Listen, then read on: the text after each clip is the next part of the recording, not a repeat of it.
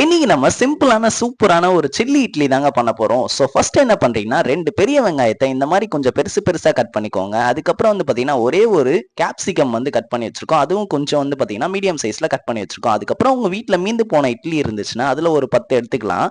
இது வந்து எப்படி கட் பண்ணணும்னா, நீங்க பன்னீர் பட்டர் மசாலாக்குலாம் பன்னீர வந்து கட் பண்ணுவோம்ல. ஸோ அந்த மாரி வந்து பார்த்தீங்கன்னா, கொஞ்சம் மீடியம் ஸ்லைஸஸா வந்து கட் பண்ணிக்கலாம்.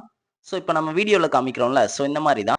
அதுக்கப்புறம் கேஸ் ஆன் பண்ணிட்டு ஒரு பேன் எடுத்து வச்சுக்கோங்க. பேன் லைட்டா ஹீட் ஆன உடனே ஆயில் வந்து சேர்த்துக்கலாம். எண்ணெய் வந்து பார்த்தீங்கன்னா, லைட்டா ஹீட் ஆன உடனே நம்ம கட் பண்ணி வச்சிருந்த இட்லிய வந்து பார்த்தீங்கன்னா, ஒரு மீடியம் ஃப்ளேம்ல வந்து ஃப்ரை பண்ணி வச்சுக்கோங்க. அதாவது பார்த்தீங்கன்னா, இந்த மாரி ஒயிட்டா இருக்கிற இட்லி வந்து பார்த்தீங்கன்னா, நல்லா ரெட்டிஷ் ப்ரவுன் கலர்ல வரும். ஸோ இந்த மாரி வந்து பார்த்தீங்கன்னா, ஃப்ரை பண்ணணும். அதாவது பார்த்தீங்கன்னா, நம்ம பிரெட்ல வந்து ஃப்ரை பண்ணுவோம்ல, பிரெட் அல்வாக்கு. ஸோ அந்த மாரி வந்து பார்த்தீங்கன்னா, ஃப்ரை பண்ணி எடுத்துக்கலாம். ரொம்பவும் வந்து பார்த்தீங்கன்னா, தீ அடிச்சிராதீங்க. இந்த மாரி மீடியம் ப்ரவுன் கலர்ல வந்தாலே எடுத்துருங்க. ஸோ இதே மாரி செகண்ட் பேட்சையும் வந்து பொரிச்சு எடுத்துக்கலாம். ஸோ பொரிச்சு எடுத்தாச்சு. இத வந்து பார்த்தீங்கன்னா, லைட்டா வந்து ஆற வச்சிரலாம்.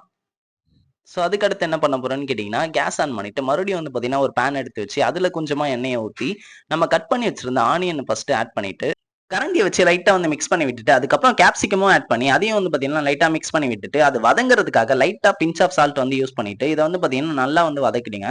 ஸோ இந்த மாரி வதங்கும்போது, அதுக்கப்புறம் வந்து பார்த்தீங்கன்னா, சோயா சாஸ் இருந்ததுன்னா, அது கொஞ்சம் ஆட் பண்ணிக்கோங்க. அதுக்கப்புறம் சில்லி சாஸ் உங்க காரத்துக்கு ஏற்ப, அதாவது பார்த்தீங்கன்னா, உங்களுக்கு தேவையான அளவு ஆட் பண்ணிக்கோங்க.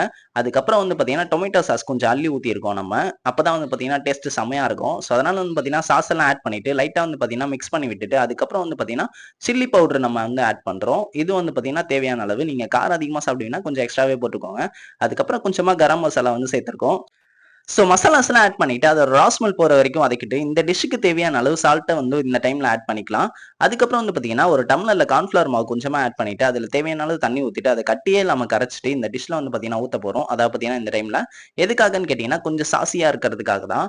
ஸோ இப்ப வந்து பார்த்தீங்கன்னா, ஊத்துன உடனே அந்த மசாலாஸ் எல்லாமே வந்து பார்த்தீங்கன்னா, கொஞ்சம் கெட்டியான மாரி இருக்கும். அதனால இந்த டைம்ல வந்து பார்த்தீங்கன்னா, கொஞ்சமா தண்ணி சேர்த்துக்கலாம். இத வந்து பார்த்தீங்கன்னா, கிரேவி கன்சிஸ்டன்சி மாரி வரும். ஸோ அப்ப வந்து பார்த்தீங்கன்னா, நம்ம ஃப்ரை பண்ணி வச்சிருக்க இட்லிய போட்டு கரண்டிய வச்சு 4 திருப்பு திருப்புனீங்கன்னா, நம்மளோட சில்லி இட்லி வந்து சூப்பரா ரெடி ஆயிடுங்க. அதுக்கப்புறம் வந்து பார்த்தீங்கன்னா, ஸ்ப்ரிங் ஆனியன் இல்லன்னா கொத்தமல்லி இருந்தா மேலாப்புல அப்படியே தூவி விட்டுட்டு, அதுக்கப்புறம் கேஸ் ஆஃப் பண்ணிட்டு, அதுக்கப்புறம் ஒரு பிளேட்ல வந்து சர்வ் பண்ணிட்டு, அது கூடவே வந்து பார்த்தீங்கன்னா, தக்காளி சாஸ பச்சக்குன்னு ஊத்தி சர்வ் பண்ணீங்கன்னா, பார்க்கறதுக்கு செம்மையா இருக்கும்.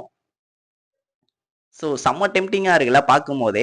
உங்க வீட்லயும் இட்லி மீந்துச்சுன்னா, எப்பவுமே சூரியவம்சம் படத்துல வரா மாரி, இட்லி உப்புமாவே பண்ணாம, இந்த மாரி சில்லி இட்லியும் ட்ரை பண்ணி பாருங்க. சரி வாங்க இப்ப டேஸ்ட் பண்ணி பாத்துரலாம். இந்த மாரி ஃபோர்க் ஸ்பூன வச்சு, அதுக்கப்புறம் வந்து பாத்தீங்கன்னா, அதுல ஒரு இட்லிய வந்து சொருவி, அதுக்கப்புறம் சாஸ்ல ஒரு டிப் அடிச்சு சாப்ட்டு பாத்தீங்கன்னா, சாப்பிடறதுக்கு சக்கத்தா இருக்கும். ஸோ நீங்களும் வந்து பாத்தீங்கன்னா, ட்ரை பண்ணி பாருங்க. ட்ரை பண்ணி பாத்துட்டு எப்படி இருக்குன்னு சொல்லிட்டு கமெண்ட்ல சொல்லுங்க.